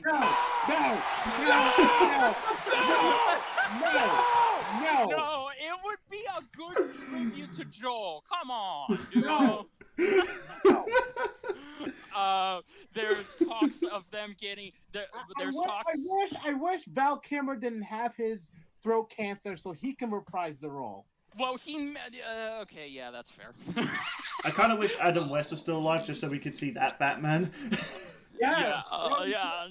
George Clooney. We don't talk about it. No. I don't even know this George Clooney Batman, so I might look him up just to see why Duo doesn't like him. Well, there are moments where he's supposed to be serious, and he's always has this smile. Hi, Freeze. I'm Batman. Hold on a minute. Was he the one with the? Like, he's like smiling all the time. It's like, stop smiling. Be serious, dude. Wait, was he the one with the Bat credit card? Yes, that's the one. Oh, you know what? I take it back. Please get him in this movie. I want to see him pull it out again. No. He pulls it out in front. He pulls it out in front of Michael Keaton's Batman. And then Michael Keaton's Batman is all like, "That's cute. Here's mine." want that Mike Keaton's Batman, and Mike Keaton's Batman kills people. No, he slightly kills people. No, he doesn't. He kills. You saw that? Yeah, I Batman did. Returns. And Yeah. Batman Returns, he put a bomb on that big clown and just punch it and let him get exploded. Do you know, I love that face he made. Kill people. I love that face he made when he was about to punch that guy. It looks so memey. It was. Well, yeah. Oh, this film sounded better the more we talk about it. We're possibly gonna see Brandon Routh come back as Kingdom Come Superman from the Arrowverse, Crisis on Infinite Earths. So I hope that's possible. So yeah, there's so much going on in this film, so much, and also too, Flash will get a new costume. Eh. Which apparently was given and made to him and made by Michael Keaton's Batman. Interesting. Yes. I've essentially said my final pieces about the movie. It sounds awesome. We're getting to the final mark soon, so Richard, do you want to wrap up? Yeah, no. I'm excited for this movie. It looks like it's going to be fun. It looks like the machetes are really gonna take this universe in a way where it's really gonna kick Marvel's ass. I'm sorry, but this is how you compete with Marvel, and it sucks that it took this many years for them to get that. But I'm excited for this film. I think it's gonna be awesome, and I can't wait. I'm just excited to see Michael Keaton's Batman back. So yeah. Duo, do you want to say your final piece? On George Clooney's return? No! I detest having George Clooney reprise that role. I'm sorry. He was the worst Batman ever. Well, I mean, he may show up. Why can't we do something with Val Kilmer, huh? Come on. Because he's not. He would have to get in good shape. I know, but he's gonna be playing Iceman in Top Gun Maverick. Well, that's different. Duo, before we,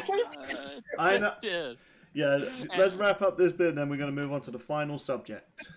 All right, let's go to the final subject. Are you sure you don't want to talk a bit more, like your final take on the Flashpoint? I'm probably gonna be seeing what's gonna happen. You know, I didn't get too much information on it. The only person that's giving out so much information about it is Richard, so I'm going by what he's saying. You know, so probably not the best. Yeah. Just have to wait for a trailer, I guess. Yeah, yep. It's still in the work in progress, but they have announced they've got a writer, they've got a director. They just need to get to work, essentially. Yeah, and they're probably going to start filming next year. Okay, that's good. Yes. Shall we move on to the final cut of this podcast? Oh, god dang it. The Snyder Cut. What's this DC and doing these type of cuts? They did the Donner cut with Superman 2, now doing a Snyder cut? Yeah, that was almost 20 years ago at this point, though. I know. If you people can't seem to get what we're saying, we are talking about the live-action Justice League movie, but by Zack Snyder. It turns out the Snyder Cut was a thing. It wasn't just some fanboy wishful idea that there was a much better movie hidden behind the vault. But no, it turns out it's real. It's a thing. Yep. I'm going to be honest, I was one of the people that was like, I know we want a better Justice League movie. This movie wasn't bad, but it's not what we wanted as a Justice League movie. Like, okay, this is why I saved it for last. I have a mini rant about this movie.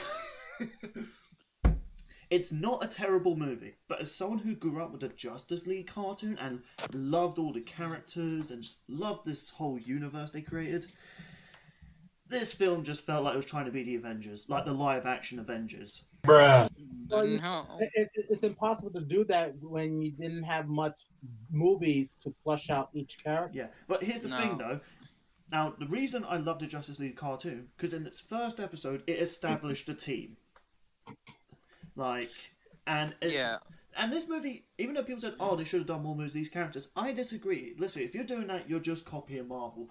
if you're gonna, the Justice League is a big name in comic books. Even though Avengers have essentially taken that throne now, the Justice League are still talked about to this day. And honestly, they could just, if they kind of started this whole universe with just the DC heroes making the Justice League, I feel like that could have actually been good. You know, because we don't need origins to Superman, to Batman, to Wonder Woman, because we already know these heroes. Maybe Flash and Aquaman, maybe this could have been their first introduction. Well, essentially it was in this case. Or Cyborg.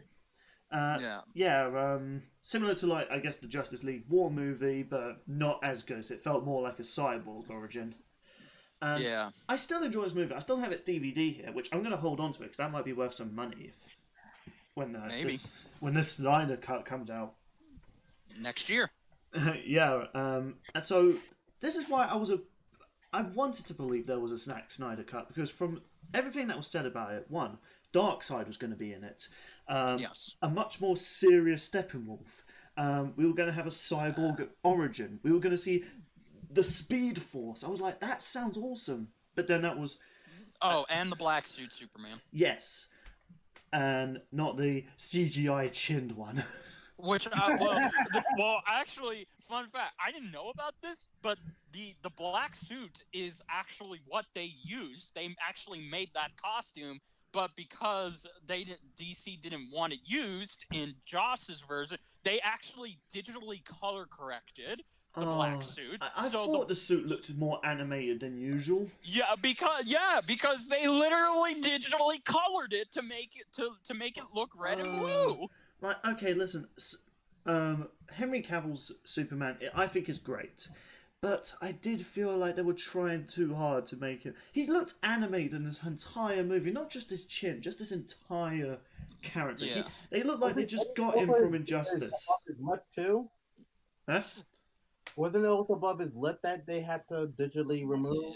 Yeah, because the research, because they had come back.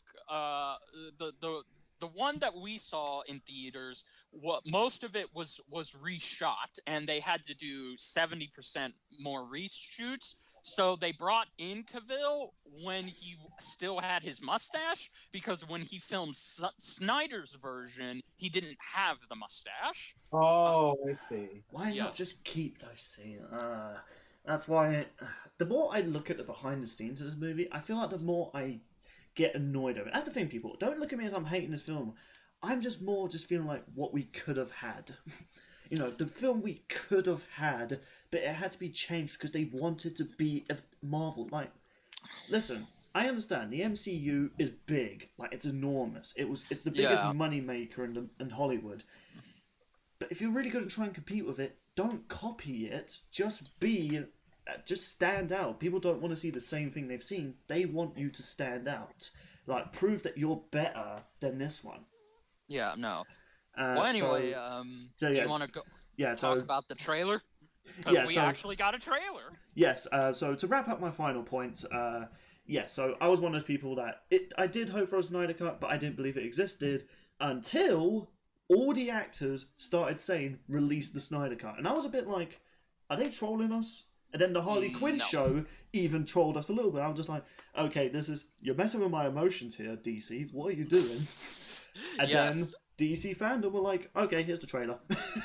No, before that, it was at the beginning of this year, they announced, yes, the Snyder Cut exists, and we're going to release it on HBO Max. Okay, I didn't actually see that, so thanks for clarifying that. So when I finally saw this DC trailer, which, by the way, a homage to Zack Snyder's daughter, because unfortunately she committed suicide. And it's unfortunate. Yes, and she really, really loved the song that was in the trailer, so that is why he used it. Yes, I know it doesn't fit with it, but you know, I know, it was what his daughter liked. So the man is allowed to edit the fucking trailer how he wants to edit it. So piss off. Yeah, that's the thing. Like when I first listened to the music, the Hallelujah, I was thinking, doesn't really fit. But when I looked behind the scenes, I was like, you know what, Zach, you did good, man. You did good. Yeah. Okay, I want to get this out of the way. Listen, whatever you think about Zack Snyder and his take on Superman, his take on Batman, his take on The Watchmen, listen, he's a man with passion. Like, he has a lot of passion for his project, and he's also a family man. He cares for his family, so I do respect the man. Like, definitely more respectable than someone like Michael Bay, who just sees a lot of money. He's gonna abuse that money. Yeah, no. Zack Snyder's like, all right, I see this project, but is it all right if I just add my own take to it? You know, because I want it to feel like my project. Yeah, no. Yeah, no. And everything that was said about this version was all true. Darkseid was in it, and even though it was kind of weird he was shirtless, this is meant to be Darkseid essentially before he became Darkseid. Which I like. By the way, he is ripped, man. Oh yeah, no, most definitely. Yeah, Like, he I works also out. love that. Yeah, I also love that they're using the original design for Steppenwolf and not the crappy PS2 version that we got. Yeah, do you know what? Steppenwolf, the moment he dropped down, when he did his supervillain landing, I was like, whoa, look at that monster. Yeah, it's all like, this is what we were supposed to get. Not just a Star Wars villain. A lame Star Wars A villain. lame Star Wars villain. He looked like Darth Maul. He was like Darth Maul before he was cool.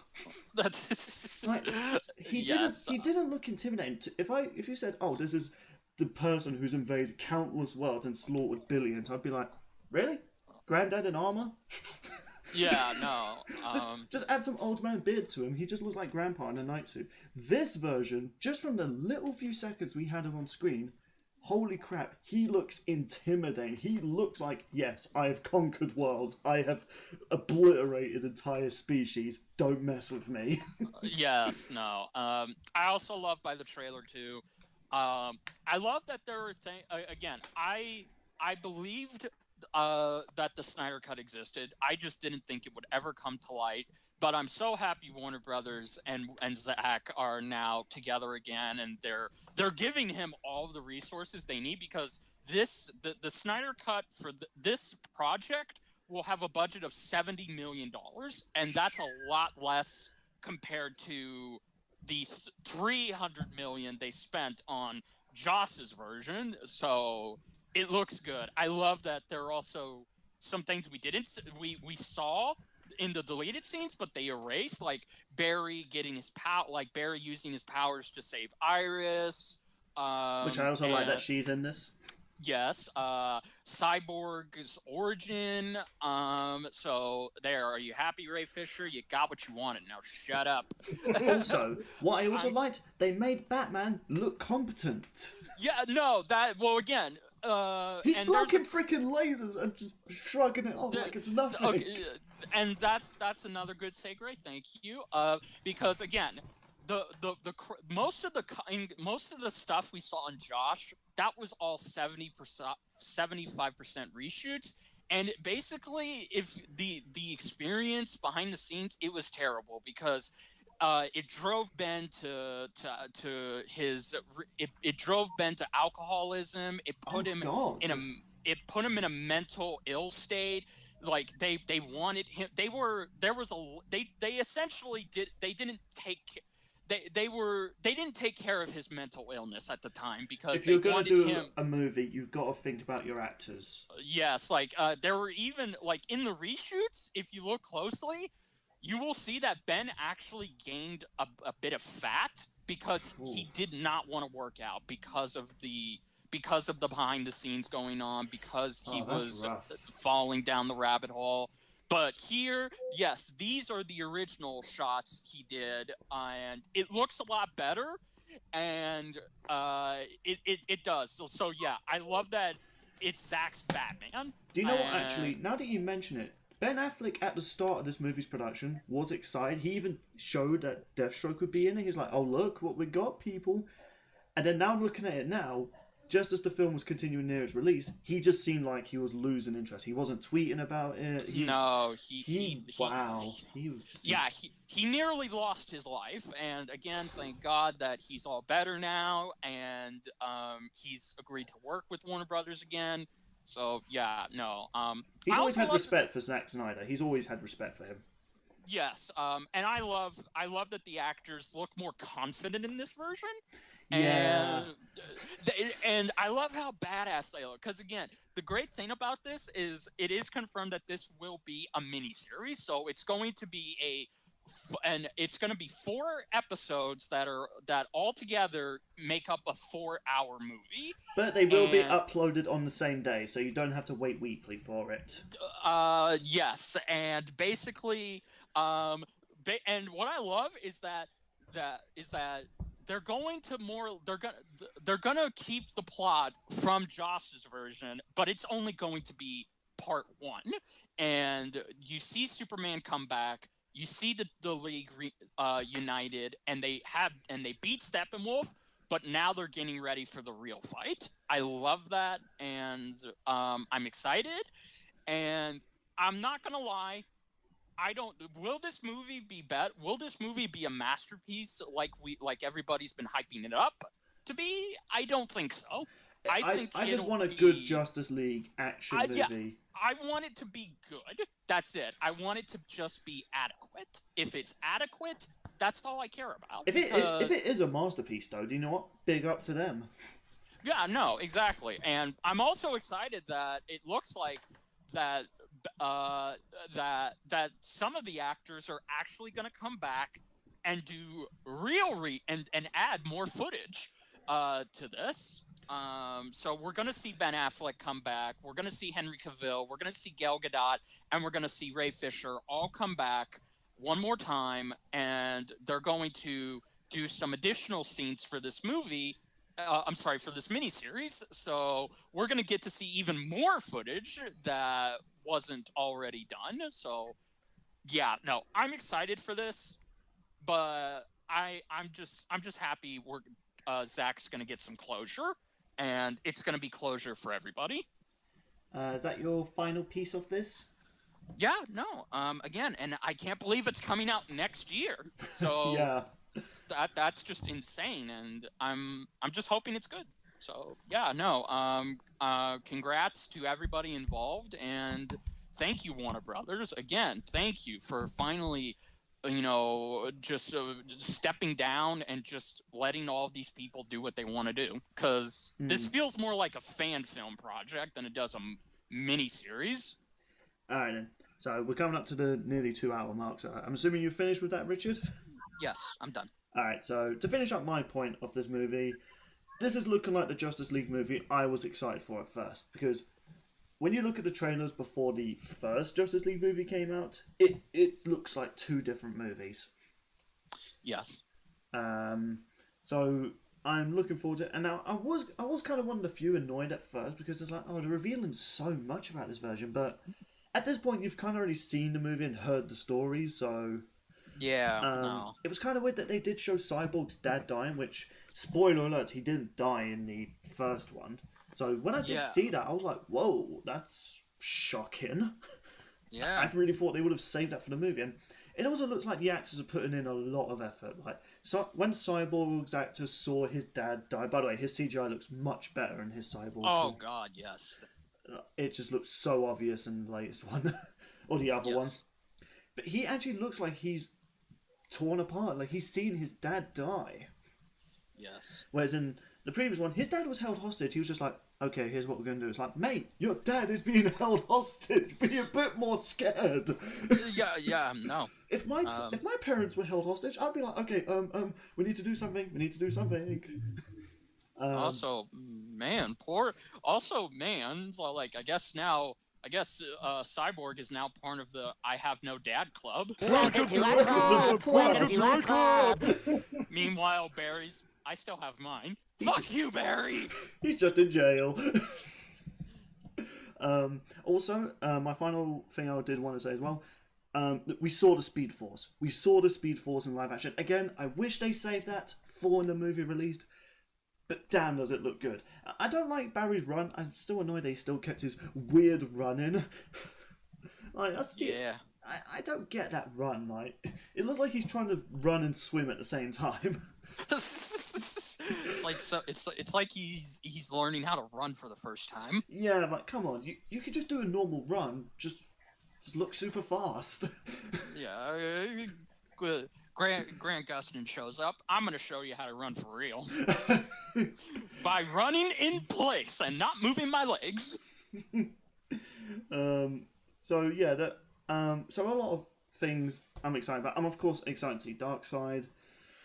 I just hope that they don't kill him off early, because Darkseid is a G. He is a badass.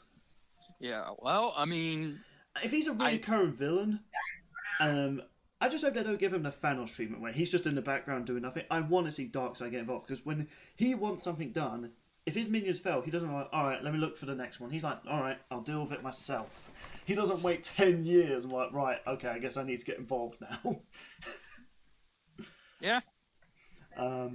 That's my final take. I'm looking forward to this movie. Even though I don't have HBO over here, I'm probably going to find a way to watch it. But even then, the moment I see it on DVD, I'm going to support the movie, because even if the movie's not good, if it's just as adequate as the first one, I appreciate the fact they heard the fans. They teased them as well with the Harley Quinn show and all the tweets. But they clearly showed they care for their fans. Like, they listen to the feedback and they're going to make it better. Yes. It's similar to like the whole Sonic movie. They listened to their fans, they took the critiques into to heart, and then they made the film better. Yes, and they just let Zach do what he wanted, and they respected his creative freedom. Exactly. So Zach, if you somehow end up watching this, good luck to you, man. I hope you bring my childhood to life a lot better than the previous one. Duo, you've been quite quiet for this segment. What do you have to say for this film? I was just listening to you guys because gonna be honest with you, I haven't seen the Justice League movie. Oh, okay. Yeah, go ahead, just shoot me. But Nah, it's okay. You're not what missing you guys much. are saying, like what you guys saying about the Snyder Cut, it sounds interesting. But one thing I will have to do is first watch the first version of Justice League, and then get around to watching the Snyder Cut. That way, I can tell the difference between the two. You know what I mean? It's kind of like saying, like, oh, I never seen Superman 2, and you right away to watch the Donner Cut. Right. Rather than just watch the original cut first and then watch the Donner Cut, so you can compare and contrast. You know what I mean? So, Okay, do you think we should maybe at some point dedicate an episode talking about when this film eventually releases? We should definitely miniseries. Well, when this miniseries comes out, we should definitely do a comparison. Like, we do another podcast talking about the original Justice League and the better one. Well, supposedly better. Yeah, I got no problem with that. Again, I'm definitely I do have HBO Max. Show and and I'm all for supporting this film, even if it's just adequate. So do it. What else did you have to say? no, that was it. Oh, okay, so you really did not have that much to say. I saved this for last because I was thinking we're all going to have something to talk about this, but you're just like I said, I haven't got around to watch the original Justice League movie, so that's why. So I was just like listening to you guys, but I will eventually watch it, and then after that, watch the Snyder Cut. So okay, well, so people, yeah, we'll just leave it on that. We're definitely going to talk about those and their separate thing. I know, people, there was a lot to talk about the DC fandom stuff. Trust me, as much as I would love to talk about everything that made me go, I can't. Yeah. I have work tomorrow, and it's nearly 11 o'clock over here. Fair enough. But this is a 2-hour podcast discussing essentially what I believe to be the big reveals, to me at least. Yes. So all in all the stuff we've talked about, I'm excited about. Milestone returning, the Black Adam movie, etc. Like, it looks like it's all going to be great stuff for DC, and I'm kind of glad they're trying to become great again, as people have tweeted. Yeah, it's a great time to be a DC fan. Absolutely. Because obviously, if you people can't tell, I'm more of a DC fan than I am a Marvel fan. I love Marvel, Same. but I prefer DC. I've grown up with more of their stuff.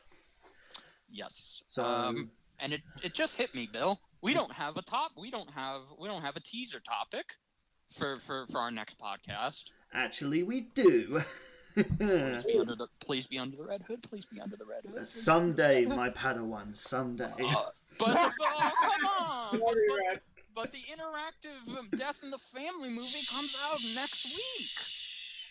Patience. Patience. Because listen, we're talking about something better. We're talking about the son of Batman.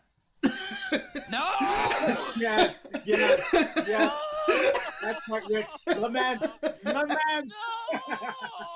Oh, I just love that. Like I said, all right, well, what you say, Beffa? He's like, okay, then we're gonna watch Best Son of Batman. No!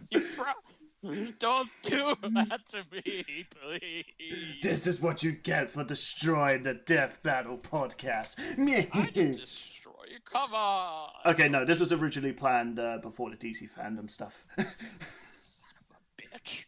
Okay, I'll make you a deal. We talk about this film, then we'll talk about the Red Hood after it. Fine. We'll dedicate a podcast to that because, believe it or not, I've not seen that movie. Well, I mean, I've seen Under the Red Hood, but I've not seen the interactive one. Oh. Well, the interactive one that's dropping next week, which is going to be celebrating the 10th anniversary of the film Under the Red Hood. I'll watch both. I'll watch the original one because I do have its DVD, and I'll buy the interactive one and see how that is. Yes. But that's pretty much it, people. We're going to be talking about the Son of Batman, the next installment in the DC or what is dubbed the Justice League animated universe. And I have some things to say about it because I think this film doesn't get the love it deserves. It only has one thing going for it, and that's Nightwing. So obviously Richard's excited for it. Duo, you're excited to talk about it? What were you gonna talk about again? The Son of Batman. I'm looking forward to it. I did like it. Same here. So I'm looking forward to talking about this film because I think this is the film that started to pick up the whole DC animated universe. So that's essentially our final thoughts. It's a 2-hour podcast talking about the DC fandom, and we only covered essentially 10% of it, if you can believe it. Yes. But if you people, what was your favourite moment from DC fandom? Leave them in the comments down below, and I don't know, we'll either like it or hate it. Don't judge. Yeah. So, thank you all so much for watching. Please share the video around and get the channel growing. Richard, the Duo, do your outros. This is Saber King saying thank you so much for watching, and may my reign last for an eternity. And this is Do a Dreamer, and always dream big.